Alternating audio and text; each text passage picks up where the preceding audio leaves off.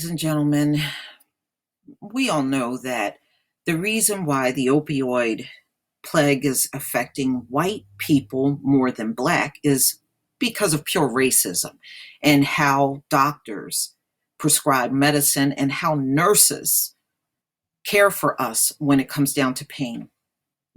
Black people get little to no help for their pain, where white people, they went overboard in giving them stuff for their pain. And this is why this whole thing happened. But once again, I thank the white community for your racism when it came down to our pain, because if it wasn't for your racism, we would be hooked on opioids just as badly as you. Thank you for sparing the Black community. And that's the only thanks you will ever get from me in this lifetime or the next. Now, let's get into this article that came out November 10th, 2017.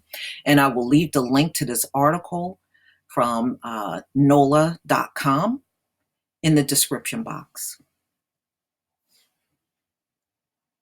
A publisher pulled a $235 nursing textbook from the market last month because it gave nurses in training permission to respond to a patient's pain based on that patient's racial, ethnic, religion, or cultural identity.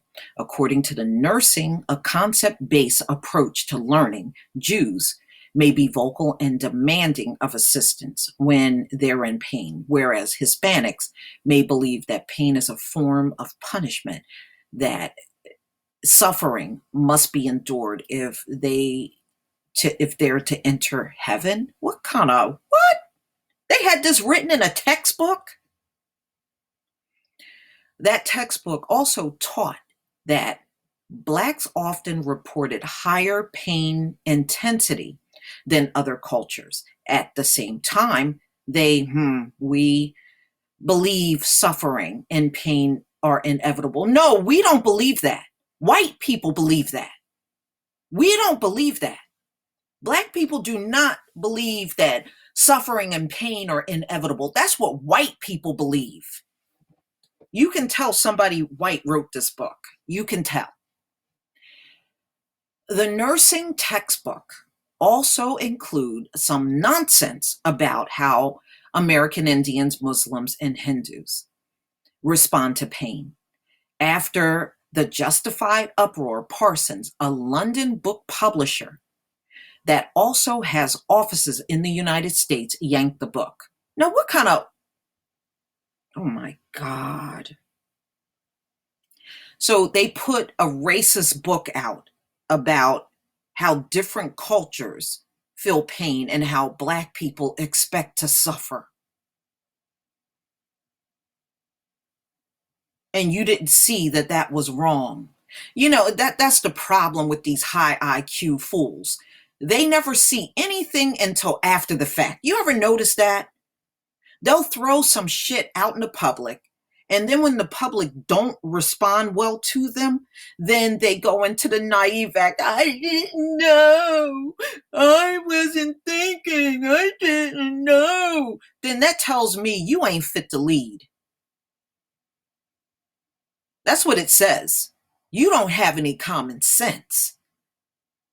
It don't take much of a brain to read some book like that and realize that something is definitely wrong.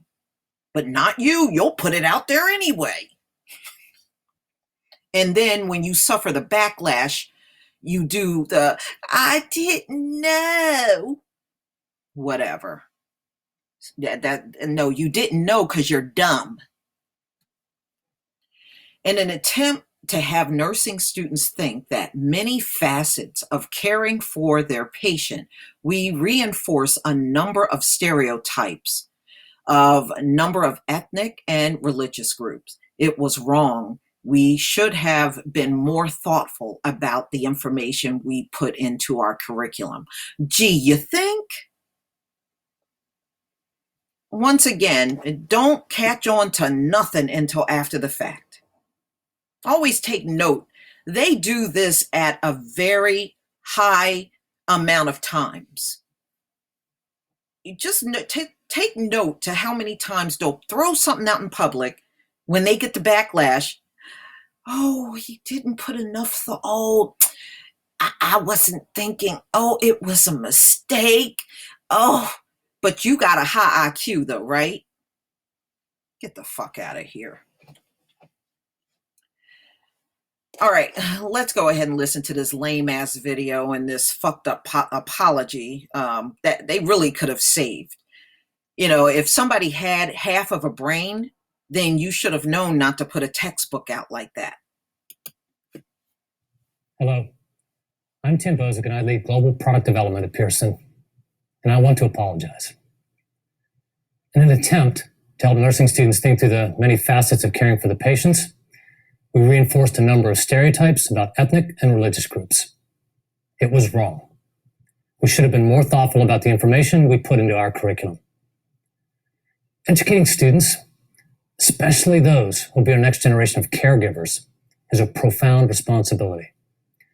The material included in these texts does not reflect our values as a company and how we want to serve students. We're taking steps right now to correct the issue. First, we've removed the offensive information from the e-text versions of the book, the most recent printing of the book, and any future print editions of the book. Second, we're in the process of reviewing all of our nursing products to locate the information in other titles. When we find it, we will remove it. In addition, we're looking at ways to recall any existing print materials that are already in the marketplace and remove the offensive information. Finally, we realize we need to do more.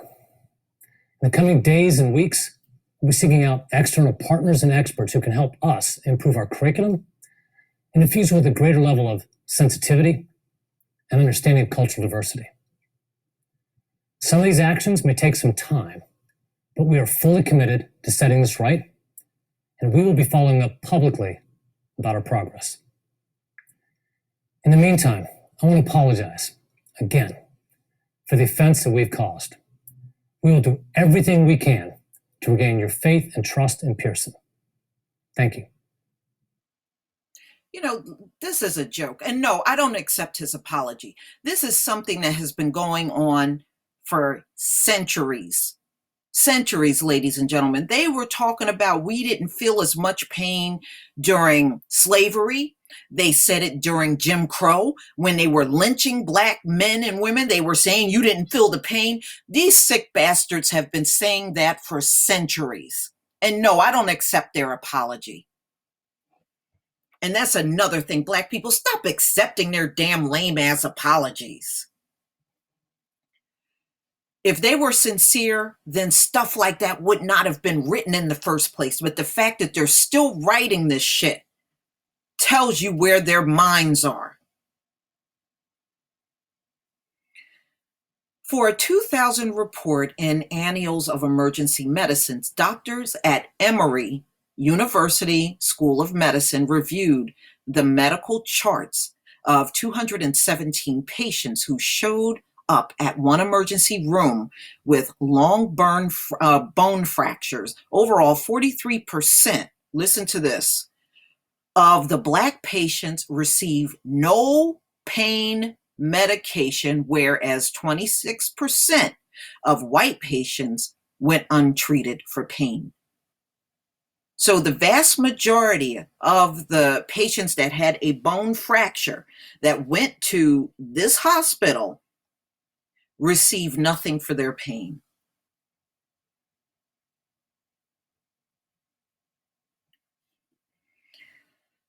That finding caused the report's lead author to conclude patients' ethnicity affecting decision-making independent of objective clinical criteria. According to a 2007 report in the Journal of the National Medical Association, physicians are twice as likely to underestimate pain in Black patients compared to other ethnic groups. So if you're a Black person and you're telling this doctor that you are in pain, they are totally disregarding that and making their own racist assumption based on centuries of believing this, that you really aren't feel in that much pain. You're just saying that. In 2015, the Journal of American Medicine concluded in a study about pediatric appendicitis that Black children are less likely to receive any pain medication for moderate pain and less likely to receive opioids for pain, suggesting a different threshold for treatment. So they won't give Black patients and our children that are also patient pain medication because they are going by that old slavery belief that you don't feel pain. That's where it's coming from, ladies and gentlemen. This is bullshit that they've been passing down for generations. That's why they believe this shit. It's not altogether warranted, but many Black Americans have come to see the country's plague of opioid deaths as happening exclusively among white people. And the sudden wave of compassion for drug users is causing a lot of anger in the Black community that were decimated by policies that put Black drug users in prison, which is very true. There are Black drug users from the 80s and 90s crack epidemic still sitting in prison while these folks are sitting around talking about it's a public health issue. We can't put them in jail. That wouldn't be right. Well, if you feel that way, then why aren't you getting these folks out of jail? See, this is why I'm not buying what you're saying. I'm not buying it. All I'm hearing is, well, these people are white. We can't mass incarcerate them. We can't put them in jail. That's what you're really saying. But you can't come out and say that because you know how it would look.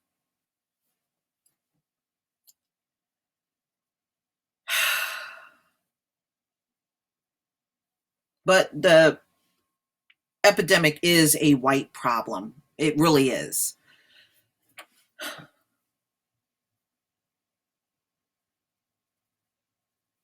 Because you know the Blacks believe suffering and pain are inevitable. No, that's what white people believe. Black people don't believe that.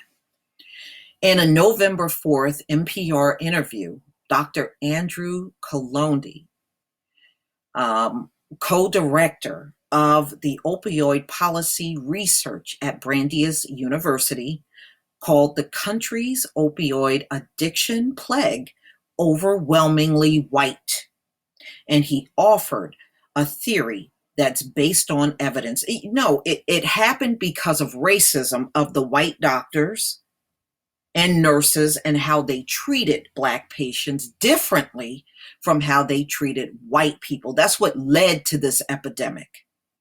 So because of racism, you screwed your own people over.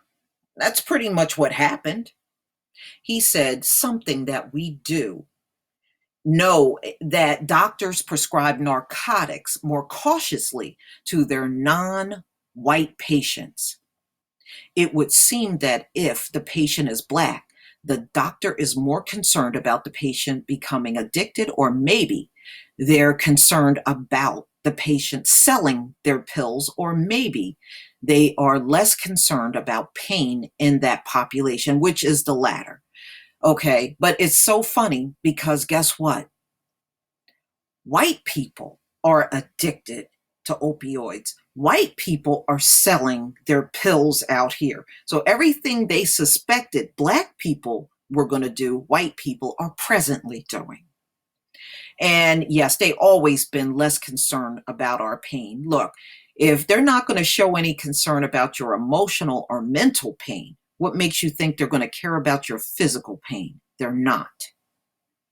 But the Black patient is less likely to be prescribed narcotics and therefore less likely to wind up becoming addicted to the drug, to the medication. So what I believe is happening is the racial stereotyping is having a protective effect on non-white populations. Yeah, it is.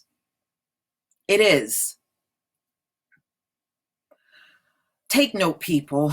This will be the only time you get to legitimately use the word reverse and racism together, as in the racism exhibited by the medical establishment has had a reverse effect, contributing to the deaths of people. Doctors were showing greater concern. So they showed the most concern for white patients and gave them the bulk of the narcotics. And now, because of that, they are looking at the worst epidemic known on American soil.